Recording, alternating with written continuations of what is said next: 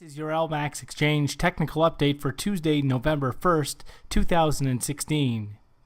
Euro dollar. So the euro is in the process of correcting out from recent lows, multi-month lows at 108.52, and there's room for this correction to extend back into the 111 area before the market considers a fresh lower top and bearish resumption. At this point though, the correction is on the move, and we could again see a move higher up into the 111 area before the market heads lower. Overall, the downtrend is still firmly intact, and there is risk for a break below 108.52, exposing next medium-term support in the 105 area further down. Cable. So the pound is locked into consolidation over the past several sessions, and the market really isn't that content on going anywhere but staying in the range. At this point, it would take a break at a minimum. Initially, resistance comes in around the 23.33 area, so a break back above that level would be required to take the immediate pressure off the downside, while a break back below recent support, which comes in around 120.83, would be required to accelerate declines. Until then, we're locked in this consolidation and going nowhere. But if we do break higher, really the next key resistance comes in the form of the previous base at 27.96, and a real push above that level would be required to officially shift the structure. Dollar yen. So dollar yen is in the process of pushing up over the past several sessions, and the break higher does suggest that this is a market that could be seeing a structural shift. At this point, next key resistance comes in the form of that high that we saw going back to the month of July 21st, that high at 107.49.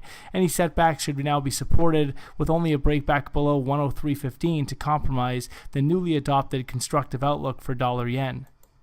Euro Swiss. So Euro Swiss is in the process of pushing back up after the market tested range support in the 108 area. The market continues to play the range, rallies towards 110 or well capped, and dips down towards 108 or well supported. And until we see a break on either end, expect the range trade to continue.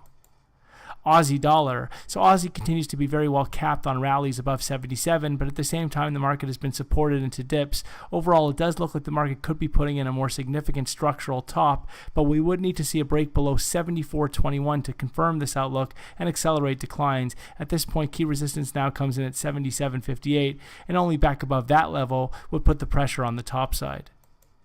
Dollar CAD. So dollar CAD has been highly constructive over the past several weeks. The market continues to push higher and is looking to establish now into the 135 to 140 area over the coming weeks. At this point, if we do see any setbacks, look for them to be supported between 130 and 132.55, with only a breakback below 130 to really compromise the constructive outlook.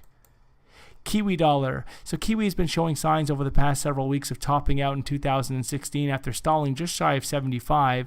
At this point though, we need to see a break below recent support at 70.35 to keep this bearish momentum going and accelerate declines towards next key support at 69.52.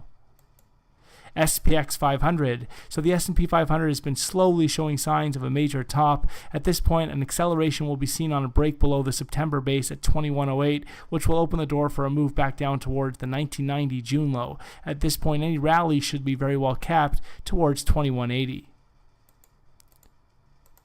Gold. So gold looks to be in the process of putting in a higher low now, and just after stalling just shy of 1240, and the market is poised for fresh upside back towards a retest of that 2016 high at 1375. At this point, only a close below 1240 would compromise the constructive outlook.